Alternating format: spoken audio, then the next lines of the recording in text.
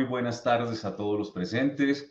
Un placer poder saludarlos y poder estar entonces con todos ustedes y por haber recibido la invitación nuevamente. Muchas gracias en nombre de Incocrédito que estén todos ustedes acá conectados. Efectivamente, como bien lo mencionaba Diana, pues vamos a conversar un rato sobre los temas que hoy son de total importancia para los establecimientos de comercio que en estas épocas tan difíciles que estamos viviendo en el mundo, pues se hace necesario, pues básicamente por los diferentes riesgos que permanentemente estamos viviendo y porque de una u otra forma empieza a cambiar nuestra forma de operar y empieza a cambiar la manera en la que debemos empezar a generar algunas protecciones o algunas medidas adicionales para estar completamente tranquilos y poder seguir teniendo negocios completamente prósperos y seguros. Pero antes de eso, les quiero entonces hacer algunas propuestas muy sencillas. En primer lugar, hace referencia a, si usted no desconoce esta herramienta, les permite a ustedes poder tener cámara, poder tener micrófono. Si es así, por favor, entonces procuren mantenerlo apagado. Si no es así, pues qué bueno. Entonces, allí en ese sentido no tendremos ningún tipo de inconveniente. Respetar la palabra, la opinión y este pequeño evento es muy importante dentro de estas propuestas que les estoy haciendo.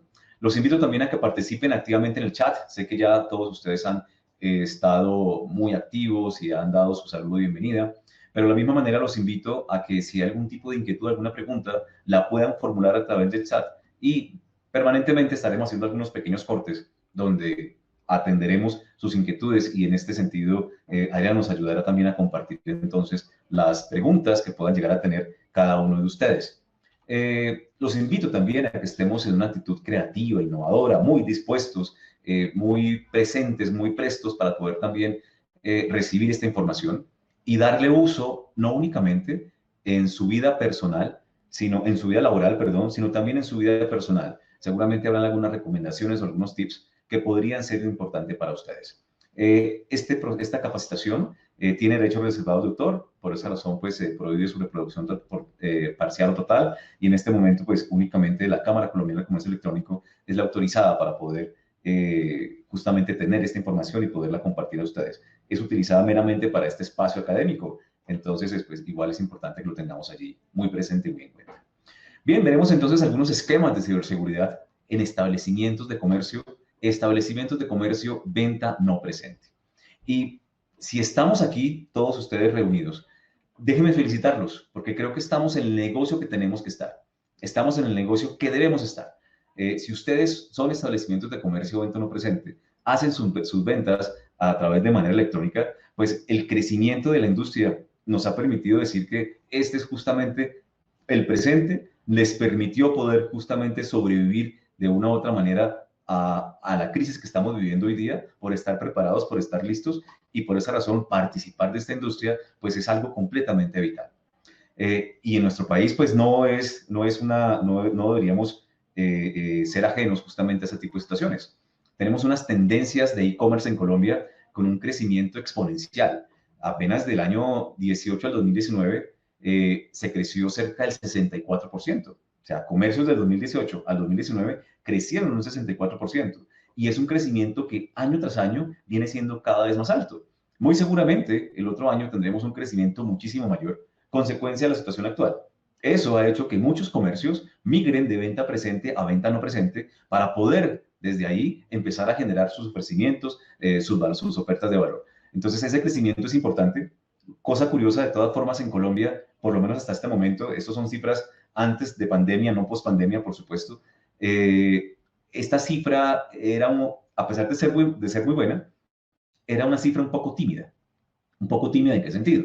Que nos dábamos cuenta que la región crecía mucho más rápido que nosotros.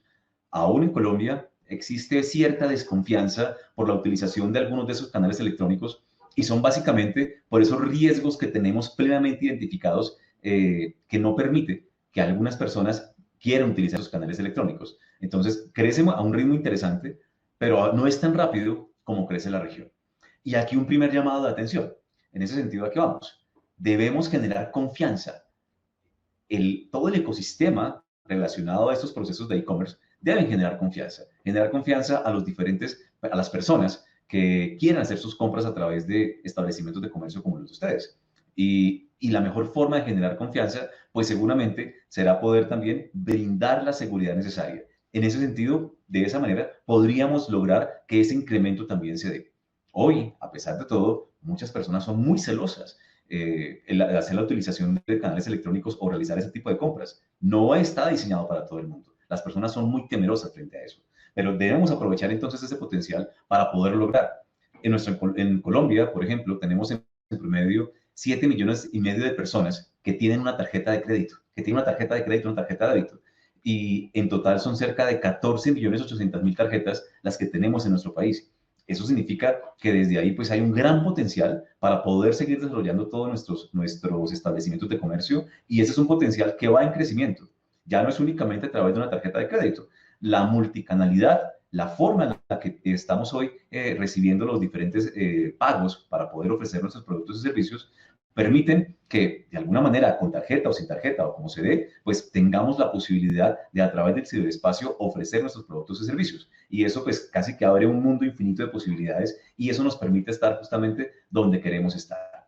El mundo de la Internet abre sus puertas y nos permite poder entonces tener esas capacidades para poder hacerlo. Tenemos un muy buen aliado, nuestros smartphones, nuestros teléfonos celulares, como buen aliado, nos permite poder también entonces generar más fácilmente nuestros productos y servicios. Y es que todo lo que vendemos en nuestro país, del 100%, 43% de esas ventas se registran justamente a través de sus teléfonos celulares. En ese sentido, ese buen aliado, pues tenemos que aprovecharlo para poder seguir creciendo. Hay una estadística interesante y es, se estimaba que en el año 2021 se iban a igualar el número de transacciones hechas a través de canales electrónicos con el número de transacciones hechas de forma presencial. Y efectivamente nuestras tendencias dan a que así se va a hacer, que de esa forma se va a lograr. Y mucho más como consecuencia de las circunstancias actuales. Esto nos ha permitido entonces poder llegar hasta allá y esto nos favorece como industria el que cada vez más esta industria relacionada al comercio electrónico pues pueda generar entonces unas campañas adicionales y que en ese sentido se pueda fortalecer. Pero bien, todo eso son buenas noticias para poder ofrecer nuestros productos y servicios a través de este tipo de canales. Sin embargo, esas buenas noticias vienen acompañadas de dos riesgos. Un primer riesgo al que debemos estar muy atentos y muy pendientes y es la fuga de información. Ese es un primer riesgo que todos nosotros tenemos por justamente vender nuestros productos y servicios a través de esos canales. ¿Información normalmente de quién? Pues información de nuestros clientes. Y no solo información que pueda llegar a ser información sensible, información como su nombre, como su dirección, su número de cédula, que finalmente es una información particular y que únicamente le pertenece a ese cliente, sino también, aparte de esa información, la información bancaria. Muchos de nosotros seguramente manejaremos de alguna manera, podemos guardar, procesar o transmitir algún tipo de dato de la información bancaria de nuestros clientes. Y si esta información se pierde, es el primer gran riesgo que tenemos, la fuga de información. Y es bien conocido por ustedes algunos casos de fuga de información que pasaré rápidamente, pero pues que igual se los quiero compartir. Un primer caso que tengo aquí, Yahoo 2013, afectó la cuenta de 3,000 millones de usuarios. ¿Y eso qué le generó como consecuencia? Además del riesgo reputacional, pues le generó como consecuencia que cuando estaban en su proceso de venta al gigante de las telecomunicaciones, Verizon, pues sencillamente tuvo que venderlo a un precio muchísimo más bajo. Entonces, desde allí, eso genera, aparte de los riesgos reputacionales, aparte de perder la información que se tenía, pues estimar la pérdida de cerca de 1,000 millones de cuentas, pues es una barbaridad. Nadie definitivamente logró volver a confiar en un monstruo como este. Establecimientos de comercio como el mismo Uber. Uber también tuvo un incidente fuerte de información a finales del año 2016, pero duró un año sin decir nada. Se quedó calladito. Solo hasta noviembre de 2017 fue que salió a la luz pública y dijo, sí, mire, es que por allá hace un año más o menos me robaron cerca de 57 millones de datos de mis clientes, de entre los que se incluían cerca de 600,000 datos de sus conductores. Pues cuando sale Uber a decir eso, y además que había pagado aproximadamente cerca de $100,000 a los diferentes hackers para que por favor se quedaran callados, para que no dijeran nada, pues eso también generó automáticamente un riesgo fuerte, un riesgo reputacional. Y son los riesgos a los que nos exponemos cuando hablamos de fuga de información. Target, desde hace algunos años también, tuvo un problema gigante cuando se le robaron 110 millones de datos de sus clientes, de los cuales 70 millones de ellos eran datos personales y 40 millones de ellos tenían información bancaria. Entonces, eso nos generaba un problema gigante para Target, un problema reputacional enorme y con todas las consecuencias que eso pudo llegar también a generarse. Sony en su momento también perdió cerca de 77 millones de cuentas de sus clientes. ¿Quiénes son normalmente las personas que se puedan llegar a encontrar detrás de ese tipo de situaciones, detrás de ese tipo de robos? A veces pues se podría llegar a creer que son empresas muy grandes, muy especializadas, pero realmente no siempre es así. En muchas ocasiones hay personas de un perfil incluso hasta desconocido y a veces un poco hasta decepcionante. Cuando vemos a personas como el que ustedes encuentran allí, un hacker de nombre George Hotz, ¿sí? Otro muchachito también, de pronto ustedes lo pueden buscar, Rinat Savayev, o sea, personas muy jóvenes que ya nacen con esa característica para poder entrar a descifrar los sistemas informáticos. O sea, hackers que permanentemente están allí buscando la alternativa de descifrar los sistemas informáticos y poder hacerse a estas cuentas, poder hacerse a esta información. Cuando el hacker obtiene esa información con el simple gusto de querer decir que pudo penetrar los sistemas de información de algún establecimiento de comercio, qué bueno, ese es el menor de los problemas. Pero cuando el hacker lo hace con toda la disposición para querer colocar esa información y poderla vender o poder entonces obtener algún tipo de lucro, pues es allí donde nos vemos con unos problemas muchísimo más grandes, porque ya se afecta nuestra reputación, podemos llegar a tener problemas legales y también podemos llegar a tener serios problemas en la operación. La pérdida de confianza del sector, de la industria, pues no nos deja bien parados y seguramente también eso puede conllevar incluso a la liquidación de nuestro negocio cuando no ejecutamos acciones previas, acciones de seguridad que no permitan que esas situaciones puedan llegar a generarse. Alguien pueda decir, bueno, pero por lo que me doy cuenta y con los ejemplos que Freddy coloca, eso pasa al otro lado, pero aquí en Colombia no pasa.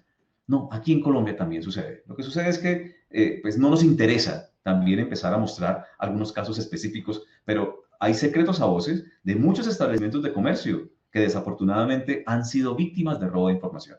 Y eso ha generado situaciones importantes y deja muy mal parada en algunos casos esta industria. Y eso es lo que no debemos permitir que suceda.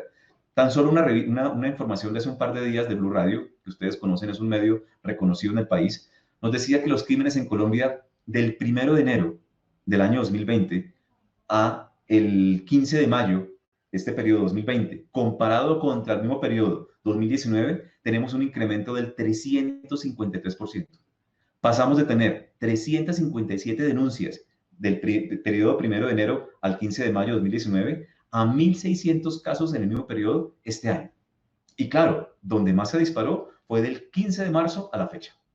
Consecuencia de todos los temas que estamos viviendo de pandemia, eso ha hecho que los delincuentes también estén allí muy metidos, queriendo lograr algún tipo de beneficio de una manera sencilla, donde los principales personas que podemos llegar a ser víctima, pues somos de alguna forma nosotros, los establecimientos de comercio, que estemos teniendo información de los terceros y que de una manera descuidada quizá la estemos administrando o la estemos dejando por allí.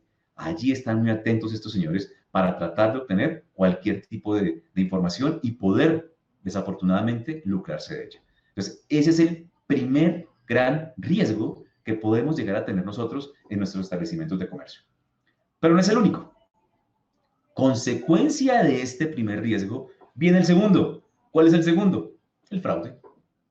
El hecho de que permitamos de que se roben la información de nuestros clientes, donde se incluya la información bancaria, pues mañana eso se puede traducir en un fraude para nosotros mismos. Porque con esa información que el delincuente se roba, es con la que después, a través de Internet, a través de teléfono, a través de las diferentes argucias que utilizan los delincuentes, pueden llamarnos a nosotros, ingresar a nuestras páginas web y hacer compras desmesuradamente de una forma fraudulenta. El primer riesgo, desafortunadamente, es la causa de este segundo, de que pueda llegar a suceder entonces fraude en nuestros establecimientos de comercio. Y eso es lo que de alguna manera estoy aquí invitando a que podamos sensibilizarnos, podamos comprenderlo para aquellos que de pronto hasta el momento no lo han podido comprender y empecemos a generar las acciones necesarias que nos permitan salir tranquilos y salir victoriosos frente a los delincuentes, que es básicamente lo que más nos interesa que podamos lograr. Bien, no sé si hasta acá, con esta pequeña introducción, tengamos alguna inquietud. Yo voy a mirar por aquí a ver si hay alguna inquietud que podamos llegar a tener.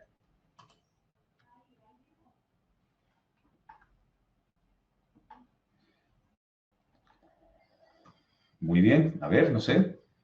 ¿Hay algún comentario, Adriana?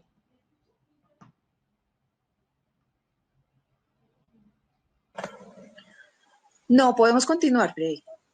¿Sí? ¿No tenemos ninguna inquietud? Por Vale. ahora. Les recuerdo a todos los asistentes, igual estaremos muy pendientes de su chat. Allí ustedes pueden colocar entonces sus inquietudes, sus preguntas y permanentemente durante estos pequeños espacios, pues podremos atender sus inquietudes o cualquier comentario que usted tenga por allí que nos ayude a reforzar también la información que estamos dando, será bienvenido.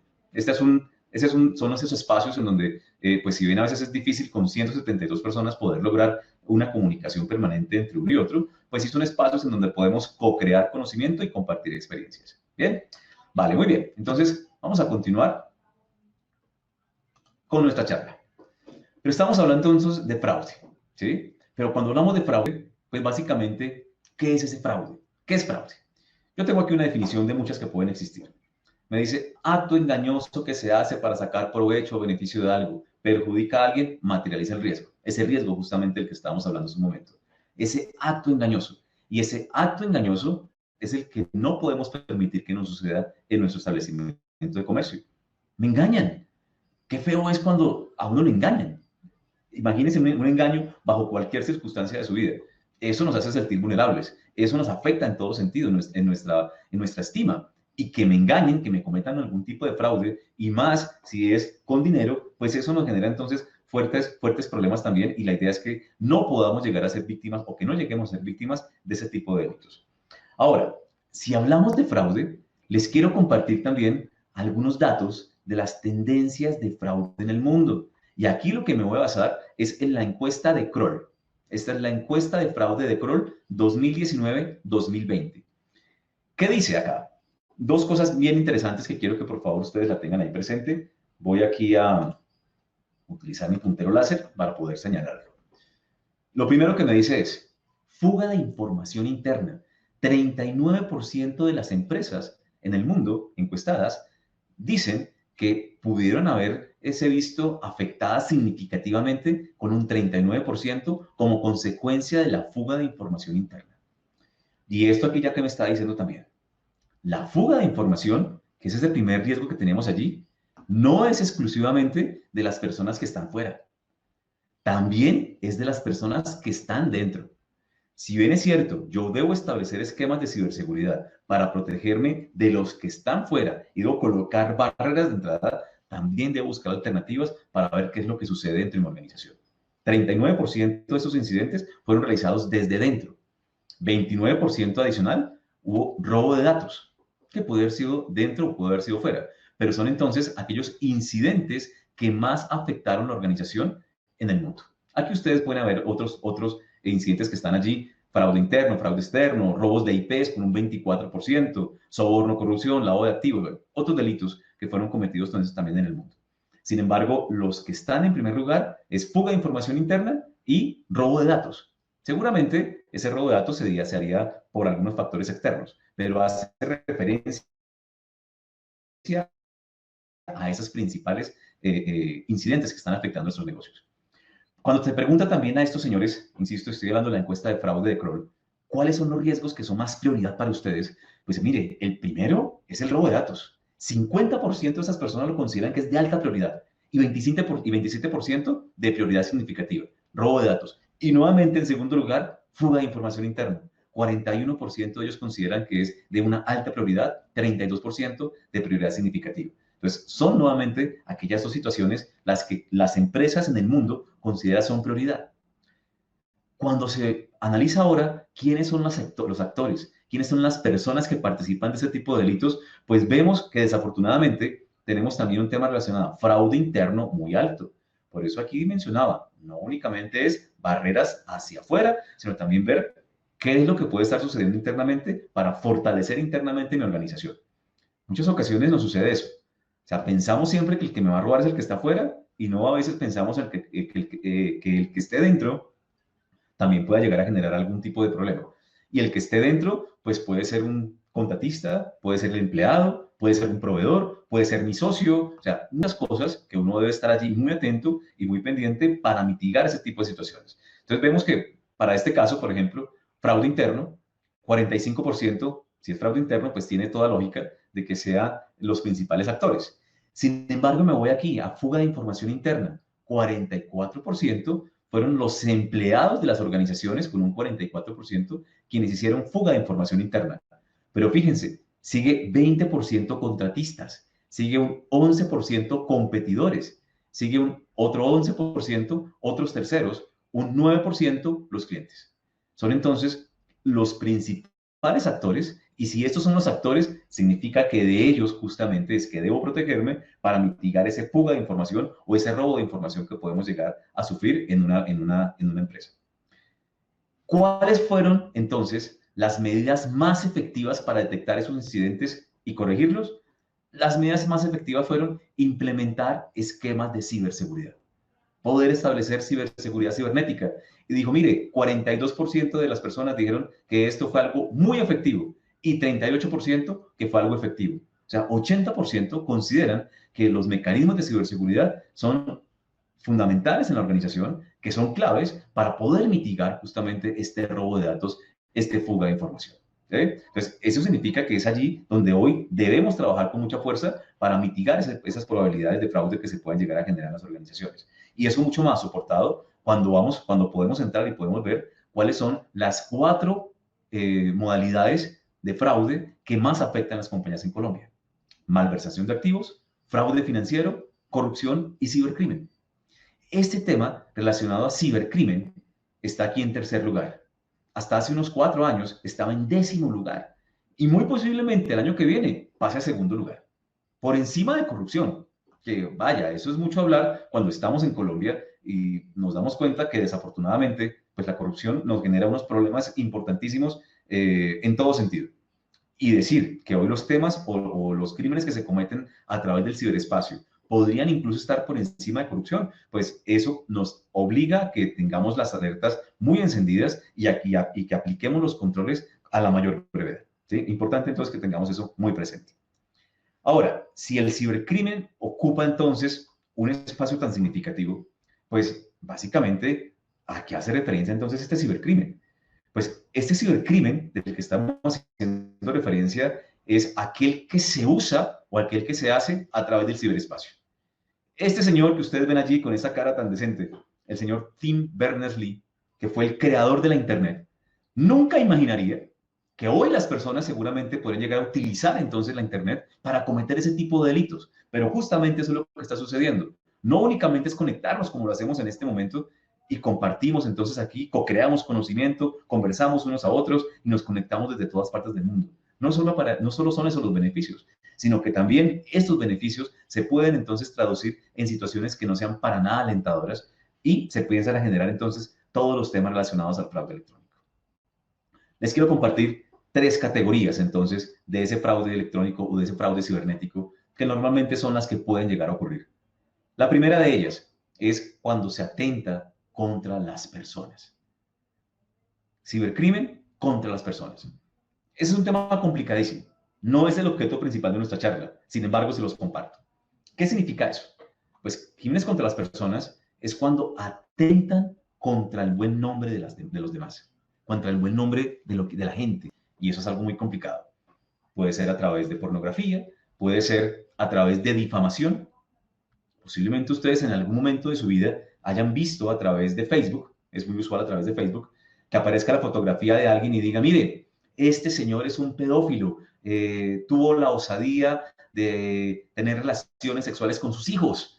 Y dicen, miércoles, o sea, ¿quién es este canalla? Pero resulta que esta publicación fue hecha por una esposa adolorida, por una esposa que quiere quizá ganarse la patria potestad, la custodia de sus hijos y utiliza unos argumentos pues que no son para nada buenos, como difamar a su propio ex esposo para tratar de quitarle a sus hijos y generar una mala reputación. Nos ha sucedido desafortunadamente con frecuencia situaciones como esas. Y eso es un crimen contra las personas. Y desde allí, pues la invitación es muy sencilla.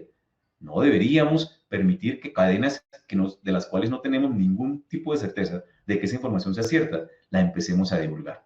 Eso es un crimen. Igual, empezar a divulgarlo sin tener esa plena conciencia y esa corroboración de saber que esa información que se está entregando es cierta. Entonces, eso es algo a lo que hace referencia este crimen contra las personas y que debemos cuidarnos muchísimo. ¿Sí? En alguna ocasión, hace un par de años, sucedió algo muy interesante con esta página que se conoce como Ashley Madison, una página para infieles. Si usted quería ser infiel, simplemente ingresaba allí, se inscribía y listo. Allí hacía match para que entonces otras personas que también quisieran ser infiel pudieran entonces estar con usted. Sin embargo, ¿qué sucede? En el año 2015, un grupo de piratas informáticos publicó 30 gigabytes con los datos de los suscriptores a esta página. Entonces, imagínense ustedes, esposas celosas y esposos engañados, consultando y dándose cuenta que quizá allí aparecía el nombre de su pareja, donde además aparecían las preferencias sexuales de los usuarios. Pues esto generó un revuelo gigante. Y por supuesto que esto fue considerado un crimen contra las personas. Y además Ashley Madison quedó muy mal parada. ¿Por qué? Porque Ashley Madison, cuando le decía a sus usuarios, mire, tranquilo, cuando usted quiera salirse de aquí, paguen $19 y le garantizo que la información va a quedar completamente borrada. Pero no fue así. La información quedó allí, no cumplió y los riesgos reputacionales que a esta compañía particularmente le generó fueron altísimos. Igual, el buen nombre de las personas quedó manchado también, básicamente por este robo de información que se dio en su momento y que igual a nadie le debe interesarle cuáles son las preferencias sexuales de los terceros o si es infiel o no, nada más que a su pareja. Pero igual desde aquí, eso generó unas complicaciones bastante grandes. Crímenes contra las personas. De esa forma se utiliza el ciberespacio. Crímenes contra la propiedad. ¿Qué es lo que estamos hablando acá? Utilizamos el ciberespacio para poder hurtar propiedades, dinero o incluso la propiedad intelectual de las personas. Entonces, el robo de información de la misma propiedad intelectual. O sea, aquellos esfuerzos gigantes que hacen muchos y sencillamente quedan copiados con documentos, libros o demás, y alguien los obtiene sin dar crédito a ese fuerte trabajo de investigación que pudo haber sido hecho por cuenta de un tercero. Crímenes contra la propiedad. Es lo que justamente estamos haciendo y seguimos desarrollando durante nuestra charla. Y una última categoría son los crímenes contra el Estado, que es ya mejor conocido como ciberterrorismo. ¿Sí? Ciberterrorismo, los crímenes contra el Estado. Para este caso, algo que de pronto quiero resaltar o quiero recordar, quizá ustedes tengan presente al señor Julian Assange. ¿Quién era Julian Assange? ¿O quién es? Porque no ha muerto. Julian Assange es el dueño de Wikileaks, un periodista, activista, que un día dijo, no me parece, no estoy de acuerdo con que algunos gobiernos estén manejando los hilos del poder y además tengan unos fuertes secretos con las demás personas. Entonces desclasificó unos archivos en Estados Unidos, otros archivos en Europa y los hizo públicos. Al hacerlos públicos, pues estos países consideraron que había generado una tensión bastante fuerte en sus territorios, que había entregado secretos militares, que había entregado secretos de Estado, y por esa razón ese señor es considerado ciberterrorista. Entonces también hay que entender que esos crímenes contra el Estado, conocido como ciberterrorismo, no es exclusivamente colocar bombas y sacar sangre.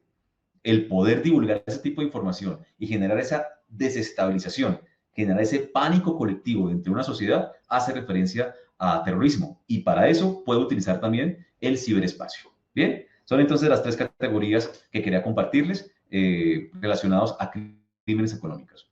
¿Sí? Crímenes que pueden afectarnos a cualquiera de nosotros. Contra la propiedad, seguramente el que más tiene que ver con lo que estamos viendo nosotros. Muy bien, no sé si hasta aquí alguna inquietud antes de ver entonces algunas modalidades con las que esto puede llegar a generarse, a darse. Vamos a ver si hay algún comentario. Bueno, por aquí no tenemos más que los saludos de cada uno de ustedes.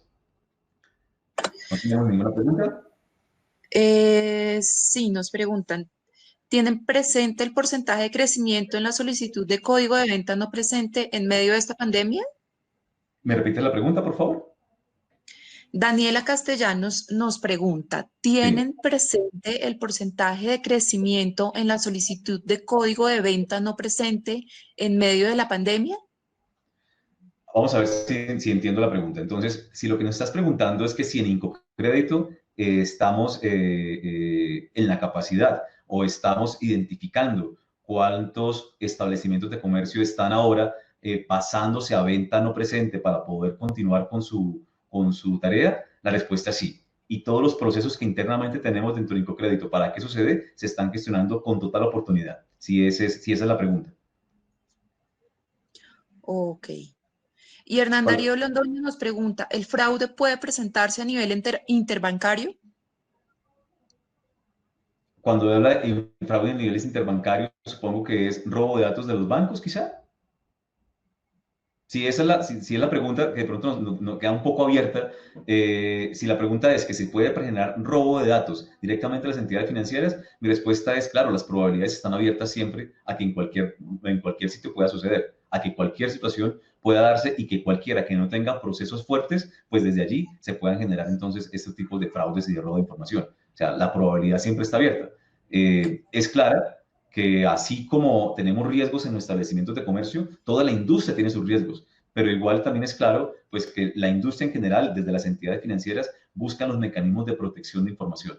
Y la idea es que todos podamos brindarnos para en ese sentido mitigar esa fuga de información. Bueno, Carlos ¿Bien? Vargas nos pregunta, solicito saber si para ventas presenciales se puede minimizar el riesgo de fuga de información. Claro que sí, se puede minimizar y es justamente las recomendaciones que haremos a continuación. De eso justamente se trata el tiempo que nos queda en nuestra charla, es poder ya empezar a generar entonces esas acciones para minimizar la fuga de información en ventas no presentes o en ventas presentes, por supuesto. Eso lo vamos a ver hacia adelante. Carlos, creo que fue la persona que nos hizo la pregunta y si al finalizar nuestra charla no has quedado tranquilo, con mucho gusto podemos hacer Zoom en donde consideres necesario. Ok. Daniela Castellanos de pronto nos aclara un poco la duda que teníamos ahorita y dice que si se han aumentado las solicitudes de CUBNP y en qué porcentaje. Podemos saberlo. Ah, ok. Estamos hablando de... el porcentaje, la verdad, no lo tengo claro, pero por supuesto que se han aumentado. O sea, muchos establecimientos de venta presente están entonces también solicitando el Merchant ID para poder ser un establecimiento de comercio venta no presente. Y sí, ha sido un número grandísimo el que tenemos. No podría decirte en este momento exactamente el dato. Quizá si alguien por interno ahorita me pueda ayudar con algún, por poder tener el porcentaje específicamente, te lo podría entregar si lo podemos tener de aquí al final de la charla. Pero claro que sí, se están incrementando fuertemente las solicitudes para que los establecimientos de comercio tengan entonces ahora la posibilidad de tener un Merchant ID, venta no presente y hacer sus ventas a través de este tipo de comercio.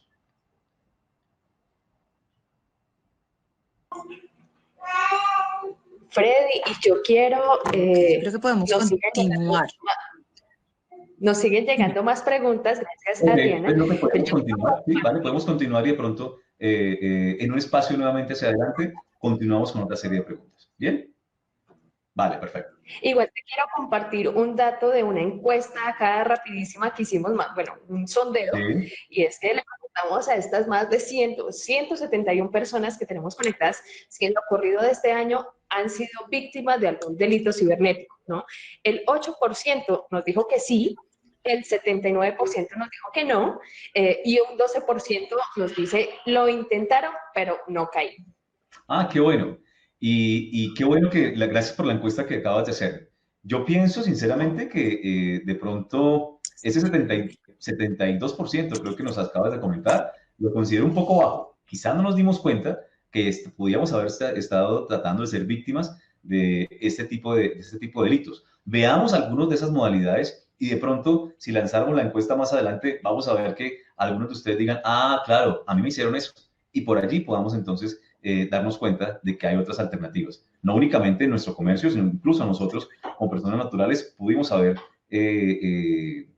tenido ese tipo de amenazas o esa invitación a que nos hayan querido cometer algún tipo de delito o robar información a través de formas electrónicas, de alguna manera electrónica.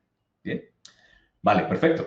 Vamos a continuar entonces y para poder irnos más adelante, nuevamente a solucionar algunas inquietudes. Algunas modalidades para poder entonces obtener esa información. Ya vimos una de ellas, incluso era un poco lo que habíamos visto antes, todo el tema de los hackers. Entender eso sí, es hacker. ¿Hacker quién es? El que me descifra el sistema informático. Cracker quién es? El que lo descifra y me quiere hacer daño. Entonces, normalmente de quien debo cuidarme es del cracker, de los dos.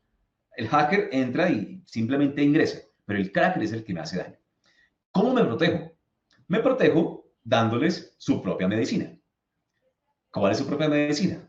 Haciendo análisis de vulnerabilidades. Yo debería identificar cuál es mi red, cuál es mi estructura tecnológica, cuál de esa estructura internamente puede llegar a ser susceptible, se puede tener alguna comunicación interna y cuál de esa red también se puede comunicar hacia afuera, tiene IPs públicas. Y a esa estructura yo le debo hacer un análisis de vulnerabilidades para hacer escaneos tanto internos, escaneos externos, test de penetración, pen testing, test de penetración, hackeo ético, y poder revisar entonces cómo se encuentra mi infraestructura, cómo se encuentra mi página web, cómo se encuentran mis servidores web frente a posibles vulnerabilidades. Entonces yo le pago a un hacker, ¿sí?, para que él vaya y me haga todo este proceso. Le pago, o lo mejor, hago parte de una exigencia que me ha hecho ya la industria hace algunos años, que es estar en cumplimiento de la norma PCI. Pues cuando yo estoy en cumplimiento de la norma PCI, pues eso me exige también el que yo haga estos análisis de vulnerabilidades, tanto internos como externos. Y desde allí, pues yo puedo estar mucho más tranquilo porque sé que me estoy anticipando a los hackers para que alguien llegue y pueda acceder a mi información. Entonces, el hacking, pues puede utilizarse para robar la información o también un hacking, un ethical hacking, para poder anticiparme y mitigar la probabilidad de que alguien pueda entrar y pueda entonces acceder a mis sistemas de información. Hacer un hackeo ético es un muy buen termómetro para saber cómo me encuentro. Ahora, lo importante no es hacer el hackeo, que me identifiquen las vulnerabilidades y no haga nada. O sea, el hackeo es el diagnóstico. Es cuando voy al médico y el médico me revisa. Ahora, el hackeo ético me entrega la fórmula y me dice, mire, tiene que hacer todo esto. Entonces, cuando voy al médico y cojo la fórmula y ahora pues tengo que seguir las recomendaciones del médico. Y debo, por supuesto, aplicarlas. Entonces, al momento en que yo aplico esas recomendaciones que me ha hecho, que está dentro del informe del hacking ético, pues seguramente puedo anticiparme. De nada me sirve hacer el análisis de vulnerabilidades si no aplico gestión para mitigar entonces los delitos encontrados. Lo menciono porque nosotros hacemos, yo hago parte de la dirección de consultoría, ¿sí? Pues en las consultorías que hacemos en Incocrédito, visitamos muchos establecimientos de comercio, visitamos proveedores de la industria bancaria, visitamos las pasarelas de pago, y cuando las visitamos y las auditamos, preguntamos si han hecho estos hackeos, estos análisis de vulnerabilidades, encontramos respuestas donde sí, y muchos lo tienen, pero ¿saben qué no hacen? No ejecutan el plan de acción que les ayuda a mitigar esos diagnósticos que se encontraron. Entonces, no es únicamente hacerlo, sino generar los planes de acción para poder cerrar las brechas. Entonces, eso es importante que lo tengamos en cuenta. Una de las primeras modalidades muy conocidas, hacer simplemente un hacking, un hackeo. Ahora, ¿qué también es lo que se puede utilizar? Vamos a ver aquí modalidades que pueden ser mixtas o mezcladas o unas que requieren de otras para poder operar. O sea, son como un universo de situaciones. Es el malware. ¿Qué es un malware? Es un código malicioso. Un código malicioso, un software maligno, un código malintencionado, que lo que busca es infiltrarse en nuestros sistemas de información con el propósito de dañar o de robar la información, por supuesto, sin nuestro consentimiento. ¿Por qué se instala un malware? Se puede instalar porque no tenemos un firewall, no protegemos nuestra red. Se puede instalar porque no tenemos un detector de intrusos, no tenemos un antivirus, no hacemos un monitoreo de nuestros archivos, porque descargamos información de sitios desconocidos. Entonces, si eso se puede llegar a generar, pues desde allí es que los malware pueden ingresar y afectar nuestros sistemas de información. Muchos establecimientos de comercio, especialmente los venta no presente, funcionan en sus casas. Y el computador que usted utiliza para atender a sus clientes, para hacer los pedidos, es el computador que en la tarde le entrega a usted a sus hijos para que hagan las tareas, en algunos casos. O es el computador que le entrega a usted a su esposa o a su esposo para que consulte redes sociales, o cualquier situación. Entonces, en muchas ocasiones, esta máquina que es con la que manejamos nuestra empresa, puede ser que se descuide de alguna forma, no tenga una segmentación de red, no tenga un antivirus y la dejamos a disposición de cualquier persona. Y cualquier persona ingresa, descarga música, hace lo que quiera y allí puede estar entonces instalando ese software malicioso que después es el que nos va a generar un daño durísimo en nuestras empresas, en nuestros establecimientos de comercio. Y funciona para comercios pequeños o funciona para comercios grandes. Cuando en comercios grandes igual no tengo una política clara de uso de las herramientas tecnológicas que se le entregan a los empleados, a las personas que hacen parte de la compañía, y ese mal uso de esas herramientas tecnológicas pues pueden también entonces favorecer que situaciones como estas se puedan llegar a presentar. Phishing. Phishing es una modalidad tan antigua y así como es de antigua es de efectiva. Porque el phishing en un inicio era a través de correo electrónico. O sea, era recibir un correo electrónico donde el correo electrónico generalmente lo que hacía era suplantar un banco. Pues mire, señor cliente del banco X, entonces le informamos que el banco está fortaleciendo sus esquemas de seguridad y por esa razón haga clic aquí, en alguna parte, y cuando usted hacía clic allí, le pedía su nombre, su número de cédula, su contraseña, y el delincuente ya tenía toda la información para cometer entonces un delito. Pero ya no es únicamente a través de correo electrónico, también puede ser a través del teléfono, puede ser a través de un mensaje de texto, o pueden ser múltiples mails donde no únicamente su cuenta de banco es la que puede llegar a estar siendo suplantada. Tan solo esta mañana yo recibí un correo, si lo encuentro, se lo muestro, si lo veo por acá rápidamente, de Netflix, donde me decía, ay, señor Freddy, qué pena con usted, pero le quiero compartir que su banco rechazó su transacción y ya no puede seguir entonces teniendo su cuenta de Netflix. Entonces, por favor, ingrese aquí en un link que me estaban dando ahí, estoy tratando de buscar el link, vamos a ver si lo encuentro, ingrese aquí para poder actualizar los datos que usted debe tener de Netflix, ahora lo perdí, no lo encontré, importante, para poder actualizar sus datos de Netflix, su cuenta nuevamente, su tarjeta, a ver qué fue lo que sucedió y entonces continuar con los servicios. Pues me estaban engañando, era un phishing. Cuando me di cuenta de eso, automáticamente dije, claro, eso es un phishing. En una página ingresé y efectivamente me llevó a una página muy parecida de Netflix para que colocara mis datos de mi tarjeta de crédito y evitara la suspensión de Netflix. Y yo creo que hoy muchos de ustedes, nosotros, pues hemos utilizado esta plataforma tecnológica de Netflix pues para poder de pronto en fin de semana desaburrirnos, ver las peliculitas, series y demás. Y digo, no, yo soy Netflix, no me quedo. Pero así como puede pasar eso, también recientemente recibí un correo de ETV. Mi operador de internet es ETV. No estoy haciendo de publicidad a nadie. Me está funcionando bien hasta el momento. Igual hemos tenido problemas en algunas ocasiones. Pero igual puede ser mi operador de internet entonces el que me llegue el correo electrónico. Y así de cualquiera. Entonces, posiblemente desde allí esa encuesta suba si nos damos cuenta, empezamos a pensar, oiga, sí, ¿quién ha intentado robar mi información tratando de engañarme? Igual sucede con los mensajes de texto. A partir de ayer en Bogotá, específicamente en Bogotá, se reactivaron las cámaras salvavidas. Las cámaras salvavidas son unas cámaras que están utilizadas por toda la ciudad para poder cazar infractores, personas que excedan la velocidad, personas que no tengan los documentos en regla, tecnomecánica, seguro obligatorio, etc. Y si usted lo pescaron por allí, pues sorprendido, le va a llegar entonces un comparendo a su teléfono celular, le va a llegar un comparendo a su correo electrónico. Y estoy seguro que lo primero que va a llegar son software malicioso, va a ser phishing de algún tipo de persona que le va a llegar a usted a su correo electrónico y le va a decir, oiga, usted fue sorprendido en tal parte en exceso de velocidad. Entonces, por favor, pague la multa, que está en 440,000 pesos. Ah, pero mire, si la paga antes de mediodía, le voy a dar un 50% de descuento. Entonces, haga clic aquí y ya no va a tener que pagar 450,000, sino 220,000. Y si usted es incauto, va a dar clic allí, va a ingresar y cuando se dé cuenta fue que estuvo haciendo una transferencia a una cuenta de un delincuente y perdió su dinero. Pues eso es lo que hace referencia el phishing. Y además ahora, también telefónico. También entonces me llaman y empezamos a generar mil discusiones y se hacen pasar por policías, por una cosa, por la otra, montan todo un teatro con el objetivo de que alguien venga a mi casa y me pida también dinero para cualquier situación que pueda llegar a suceder.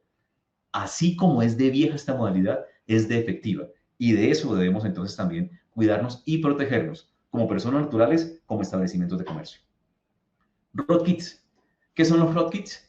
Rootkits es una de las herramientas que utilizan los hackers para poder justamente cometer entonces su propósito. Entonces, es un conjunto de herramientas.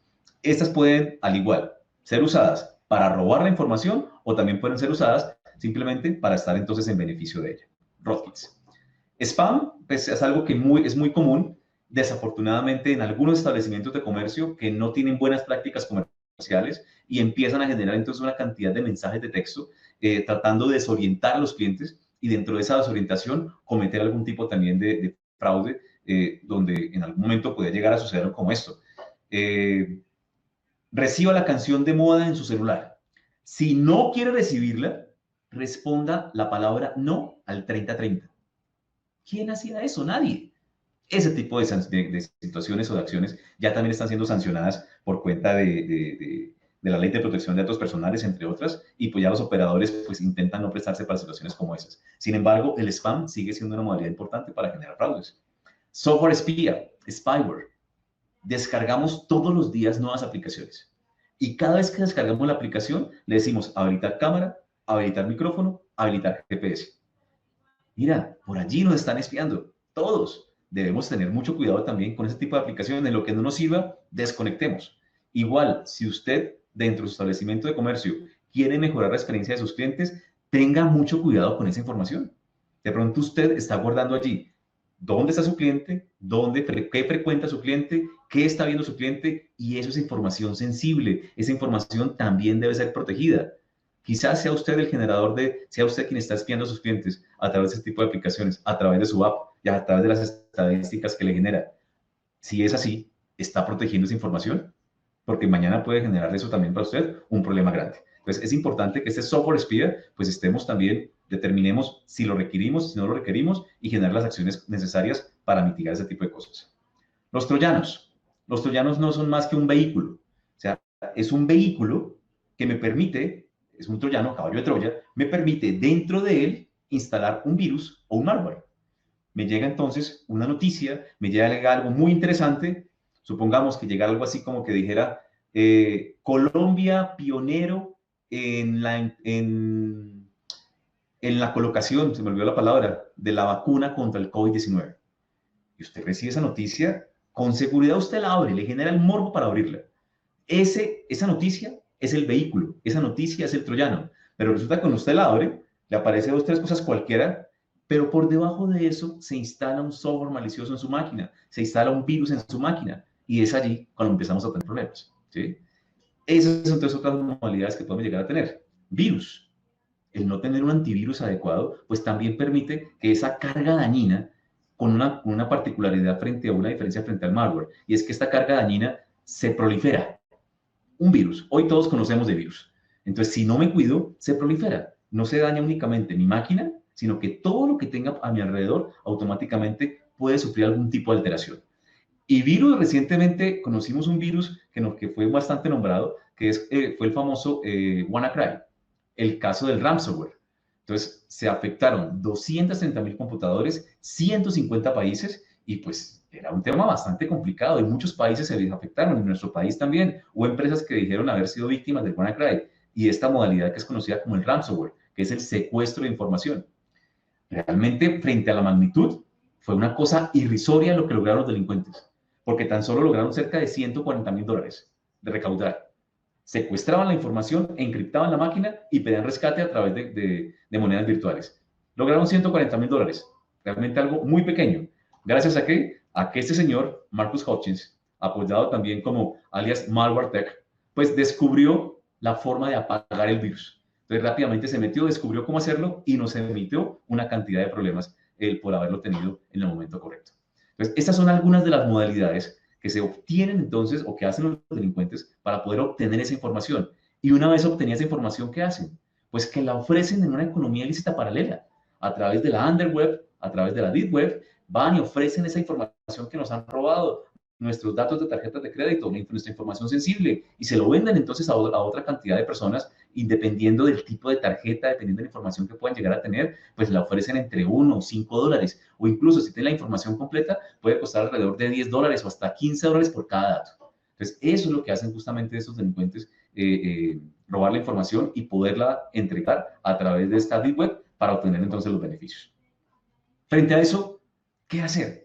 Pues, ¿qué hacer? Implementar buenas prácticas de seguridad de la información, implementar políticas, normas, procedimientos en nuestras organizaciones y no únicamente dejarlo al azar. No dejarlo únicamente a que, no, yo tengo una pasarela de pagos y que mi pasarela mire a ver qué hace. ¿Cuáles son las políticas internas que manejamos? ¿Qué hacer? Tener presente que la seguridad de la información no es únicamente tecnología, no es únicamente el computador. La seguridad de la información también son personas. Y es más, se obtiene más información a través de la ingeniería social, que es esa técnica que se utiliza para poder engañar a la gente, que a través de la mismo robo de información que se puede dar con herramientas tecnológicas. Es que en seguridad de la información las personas son el eslabón más débil y estas personas pues son, justamente por ser tan débiles, pueden entregar la información. Y miren, todo esto lo logro cerrar cuando logro justamente estar en cumplimiento de PCI. O sea, creemos que PCI es una muy buena alternativa para poder mitigar esa fuga de información en los establecimientos de comercio. Es que PCI no habla únicamente de temas de tecnología. Dentro de los capítulos de PCI hay capítulos que hablan de la gente, hay capítulos que hablan de tener procedimientos adecuados y no exclusivamente los temas relacionados a la tecnología. También me habla de la exigencia de poder tener los firewall, los antivirus, de poder segmentar mis redes, de poder ejecutar ejercicios juiciosos y periódicos para mitigar que ese tipo de situaciones puedan llegar a presentarse. ¿Sí? PCI me dice que debo implementar medidas de seguridad, que debo ejecutar acciones de seguridad física de ser necesario para proteger mis datos de terceros. ¿Sí? ¿Y cómo lo hago? Pues utilizo una serie de servidores, de sistemas operativos, de bases de datos, de aplicaciones, de seguridad perimetral, lo necesario y lo suficiente, los diferentes elementos que finalmente lo que me permitirán es proteger mi establecimiento. Una serie de capas que yo voy a montar para poder proteger los datos sensibles que tengo entre mi organización. Y a eso es lo que hace referencia entonces el poder realmente protegerme y poder tener verdaderos esquemas de seguridad dentro de mi organización. Muchos dicen, yo me evito todo esto y mejor contrato mi pasarela de pagos. Eso es una buena alternativa. Pero insisto, la pasarela le puede brindar herramientas técnicas para mitigar el fraude o robo de información. Pero igual yo debo educar a las personas, debo tener personas confiables y debo también tener procesos y procedimientos adecuados y poder identificar toda la cadena completa dentro de mi organización para poder estar tranquilo. Una pasarela de pagos, ¿qué es lo que le permite? O mejor, si usted decide contratar una pasarela de pagos, tenga en cuenta estas tres cosas. Tres cosas que le debe proporcionar su pasarela y téngalo en cuenta. Uno, lo más importante, la seguridad. Que esta pasarela esté certificada PCI, ojalá nivel 1, que tenga buenos esquemas de temas relacionados al lado de activos y que también sepa proteger sus datos. Dos, que le ofrezca diferentes modos de pago a sus clientes. Que tenga entonces, tarjetas de crédito, que le pueda pagar en efectivo, que tenga incluso opción de contraentrega, que tenga todas las alternativas para poder mejorar la experiencia con el cliente. Y tres, que le dé la garantía de responder ante cualquier inconveniente y especialmente frente a un sistema antifraude. Eso me parece muy importante. O sea, estos tres elementos creo que son claves que debemos tener presente nosotros como establecimientos de comercio si lo que he decidido es trasladar parte, ojo, parte, no toda, parte de nuestra responsabilidad frente a la seguridad de la información a una pasarela de pagos. ¿Sí? Y si usted tiene una pasarela de pagos certificada PCI, pues buenísimo. Se está acercando entonces ya también a poder tener mejores estándares. Se está acercando a poder cumplir con la norma PCI. ¿Sí? Va a estar mucho más cerca de ella. Y en ese sentido, pues estará seguramente fortaleciendo su negocio.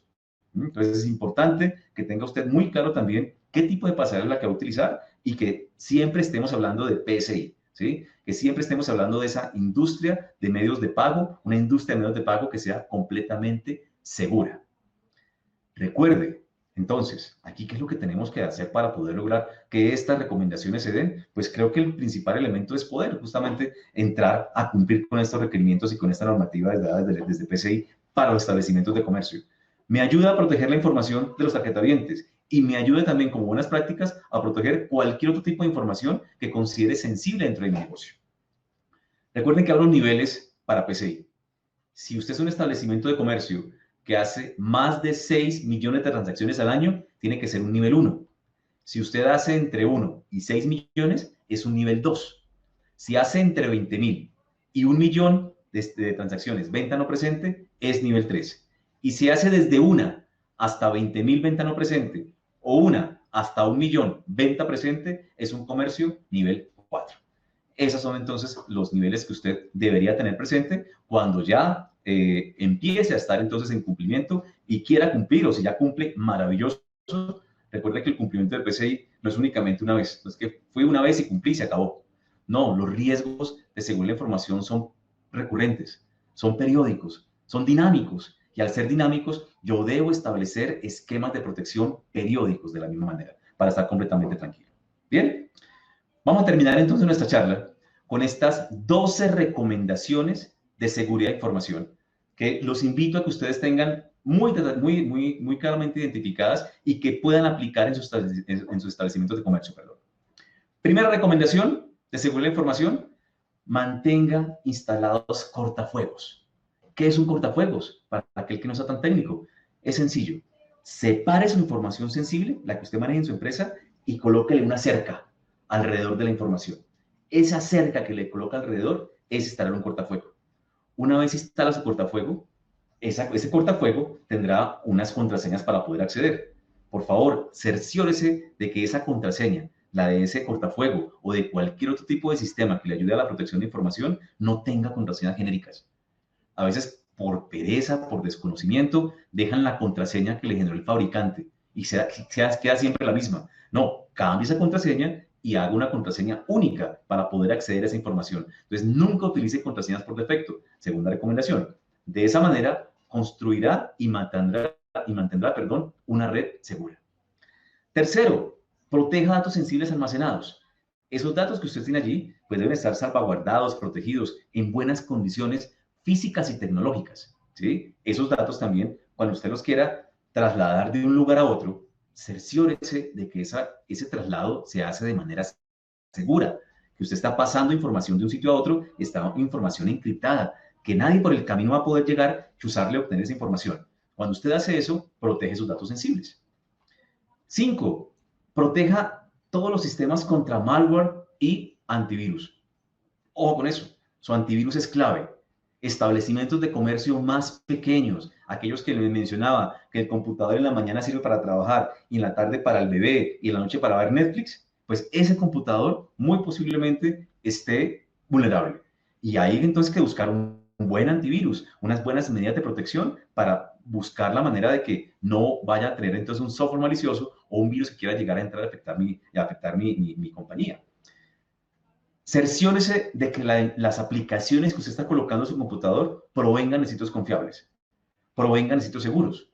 Una aplicación de pago, su misma desarrollo de su página web, cualquier información que usted esté generando allí, que sea una aplicación segura. Busque que quien le esté desarrollando la página, pues sea una empresa reconocida, preferiblemente, o que le dé garantía 100% de calidad para que no haya por allí por debajo cualquier software que haya quedado escondido o un código malicioso. Y eso sería algo muy grave. Entonces, busque la posibilidad de tener sistemas y aplicaciones, manténgalas que sean de manera segura.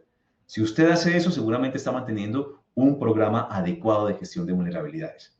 Restrinja el acceso a datos sensibles. O sea, a esos datos sensibles, búsquele una doble factor de autenticación para que cualquier persona no pueda ingresar y de esa manera estar usted también tranquilo frente a eso.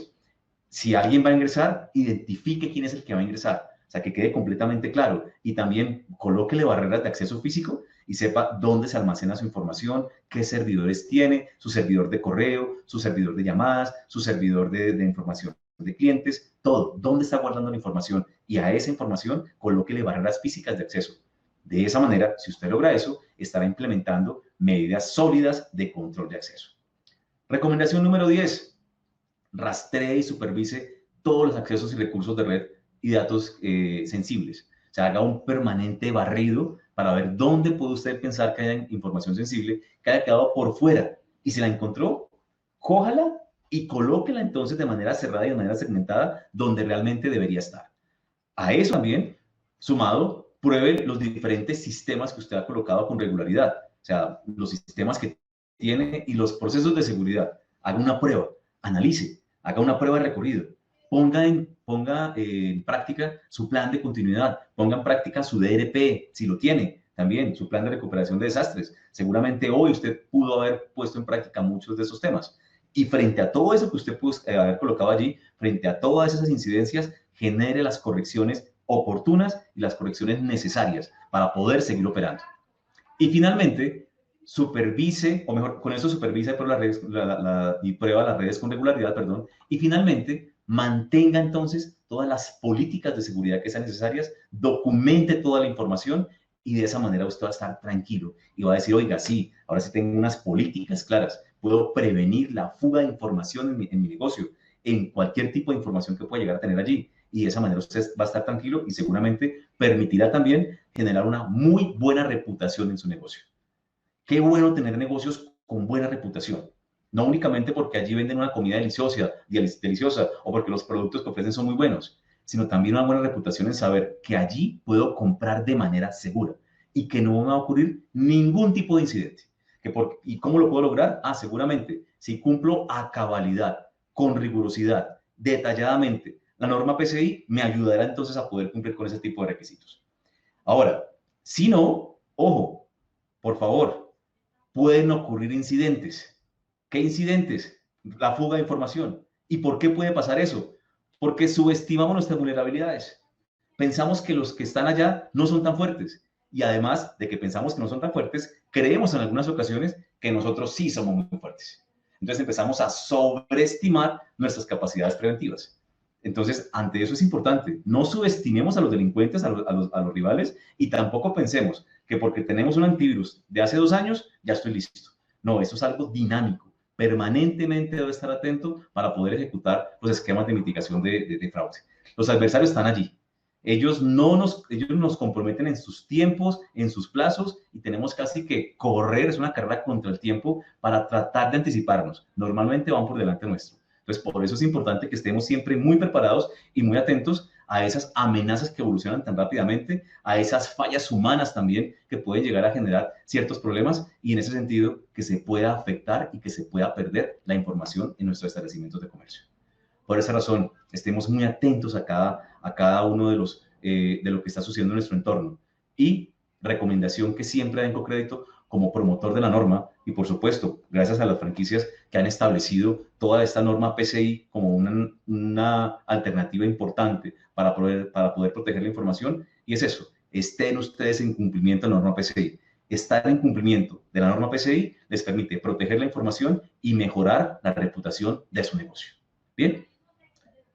Eso entonces es la información que queríamos compartir con ustedes. Muchas gracias. Por favor, no olviden mantenerse capacitados para poder mitigar el fraude. Este material es elaborado por Crédito, su principal aliado en seguridad. Muchas gracias. Atiendo preguntas o atiendo inquietudes en este momento. No sin antes agradecer y ofrecerles excusas por los 5 minuticos de más que me he pasado pues, y el tiempo que habíamos dispuesto para esta charla. Muchas gracias, Freddy. No estuvo perfecto. Vamos a ver si hay preguntas. Bien.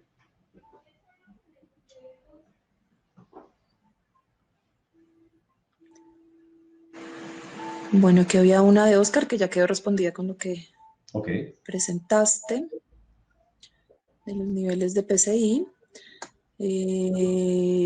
Hay una del Hotel Plaza.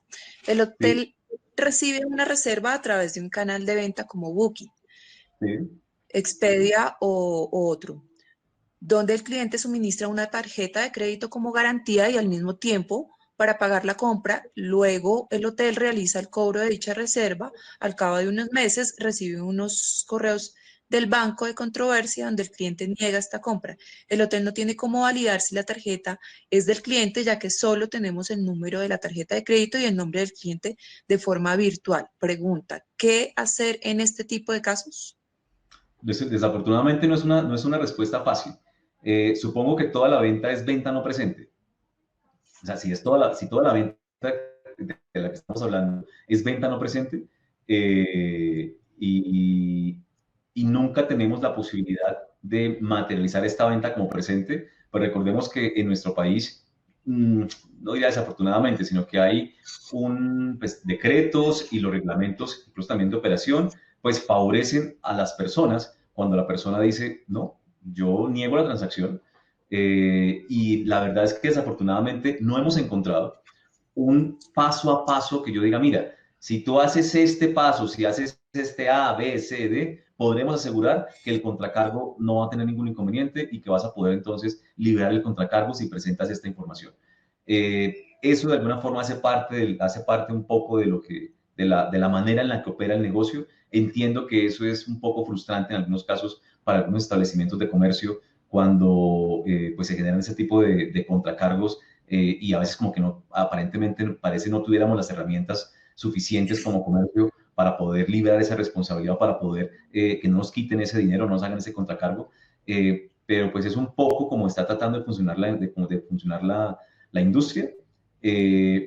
Casi que mi recomendación estaría es procuremos hablar con el cliente, procuremos comentar al cliente de que tenemos de alguna forma ciertas pruebas de que él utilizó el servicio, de que hizo el servicio y pues que no entendemos la razón por la que ahora está negando la transacción.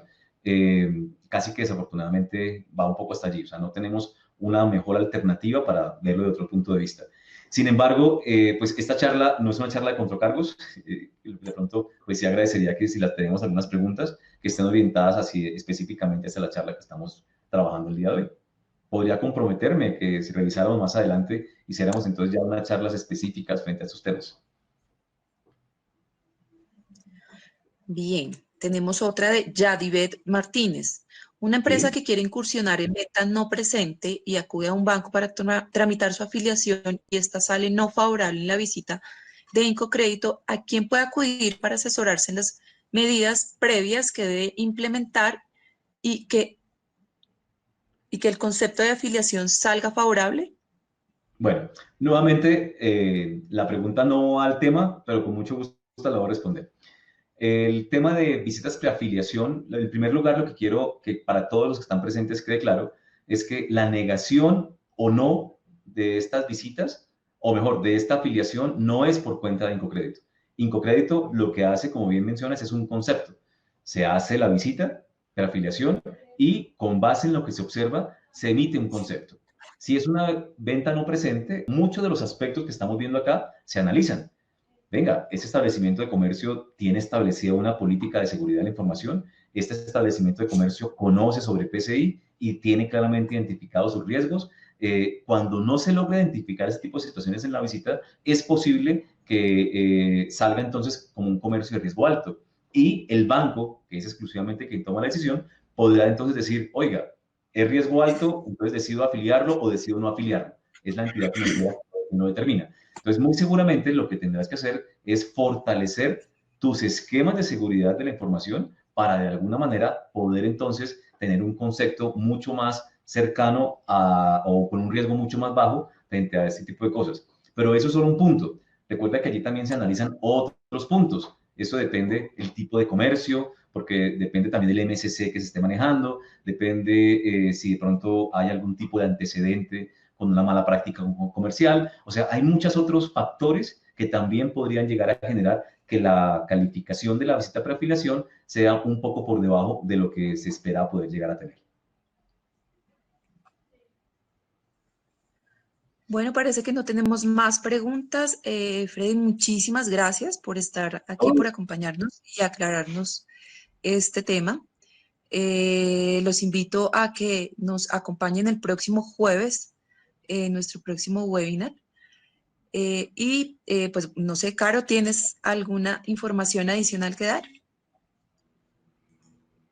Sí, muchísimas gracias tanto a Freddy como a todas las personas que estuvieron conectadas en esta tarde de martes, porque sin duda aprendimos muchísimo y seguramente esos porcentajes, como bien lo mencionabas, Freddy, de las personas que decían, no, yo no caí o sí, yo caí en este tipo de ciberamenazas, pues varió después de tus recomendaciones y de todos los conceptos que nos explicaste. Aproveché también la participación para hacer un pequeño sondeo sobre si les gustaría profundizar más sobre sus conocimientos en seguridad digital y el 94% nos dijo, sí, definitivamente lo necesito.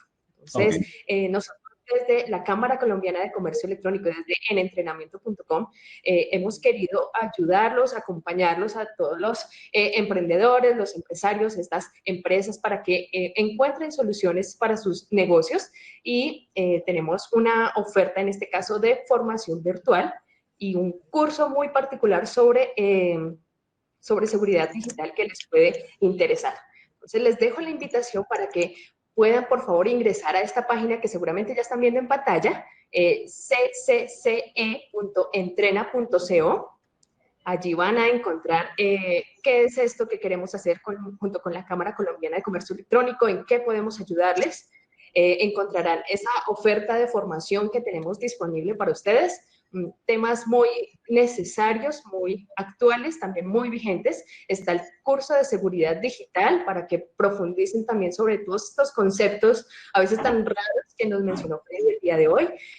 Otro tema importantísimo y que hemos visto que las empresas nos están pidiendo, y es el tema de gestión de protección de datos personales en actividades de e-commerce. Entonces, para que por favor ingresen a ccce.entrena.co. Y teníamos también otras preguntas relacionadas ya con las memorias del webinar, la grabación. Importante, yo les pasé por ahí, por el chat, el link a nuestro, igual se los voy a dejar acá nuevamente, a nuestro canal de YouTube. Ahí pueden encontrar varios de los webinars que hemos hecho. Creo que ahí los hemos ido colocando, de los webinars que hemos realizado con la Cámara Colombiana de Comercio Electrónico, para que sigan profundizando en cómo vender por redes sociales. También tenemos otro webinar de seguridad digital, y próximamente pues estará también este contenido. Entonces, para que ingresen al canal de YouTube que les coloqué ahí en el chat y se puedan suscribir para que tan pronto haya un nuevo webinar de la Cámara Colombiana de Comercio Electrónico ahí en nuestro canal, pues les llegue la notificación. Entonces, muchísimas gracias, Freddy, nuevamente. Muchísimas gracias, Adriana, porque eres tú quien hace posibles estos espacios. Y muchísimas gracias a todas las personas que se conectaron con nosotros. Feliz tarde.